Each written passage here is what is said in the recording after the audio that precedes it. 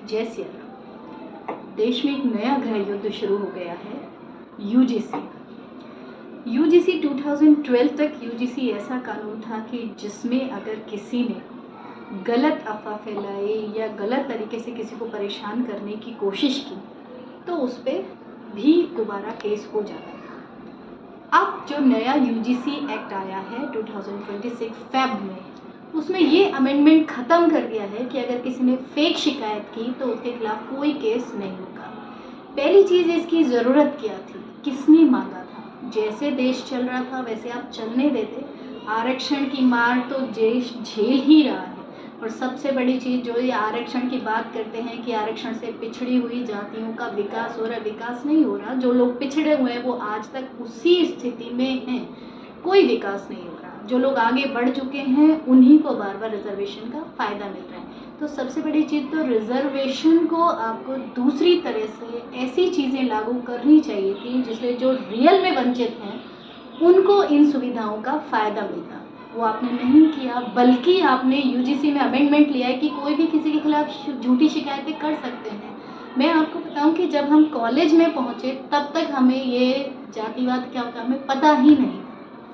अब आप कॉलेज के बच्चे जो शायद 16 या 17 या 18 साल के बच्चे हैं, उनको आप जातिवाद का ज्ञान दे रहे हो, उनको बता रहे हो कि यूजीसी जैसी चीज़ ला दी गई है।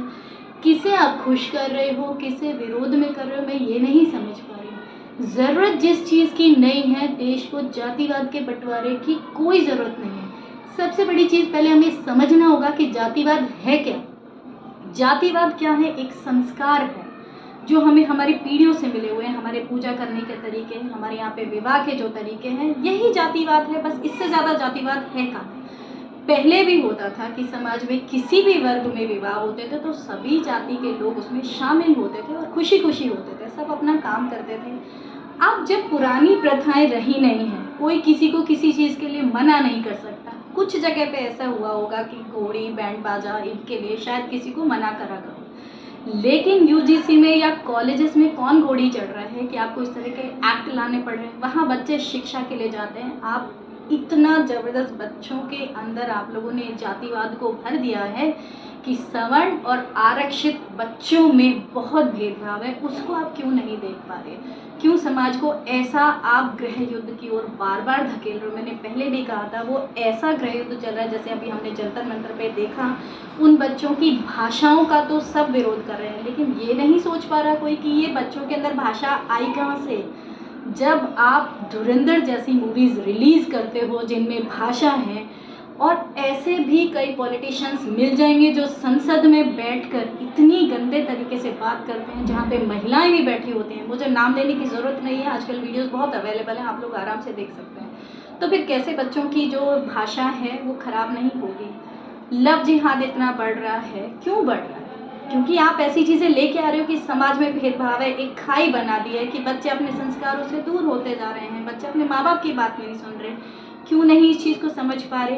पहले होता था कि लोग 80-90 ईयर्स जीते थे। आजकल के युवा का अगर आप एवरेज निकालेंगे तो मुश्किल से 50 या 55 ईयर्स जी पा रहे हैं लोग, और उसमें भी आप समाज को जातिवाद या वर्ग विभेद इन सब चीज़ों में धकेलो। जिन चीज़ों की ज़रूरत नहीं है उनको बंद कर दीजिए। देश को ना ही आरक्षण की ज़रूरत है, ना ही यूजीसी जैसे नए नए अपवादों की ज़रूरत है। ये सिर्फ कुछ लोगों का वोट बैंक भरने का तरीका है, और इस चीज़ को जल्द से जल्द, अब तो सिर्फ सुप्रीम कोर्ट से ही उम्मीद है कि यूजीसी जैसे नए कानून जो बार बार लाए जा रहे हैं इनको जल्द से जल्द देश से ख़त्म कर दिया जाए। और इतना आसान भी नहीं हो इन्हें लाना, इन चीज़ों को इतना कठिन बना दिया जाए कि इस तरह के कम पढ़े लिखे अशिक्षित व्यक्ति जो सदन में बैठे हुए हैं वो ऐसा कोई भी रोल मॉडल देश के सामने पेश ना कर सकें। इन्हीं शब्दों के साथ जय सिया राम।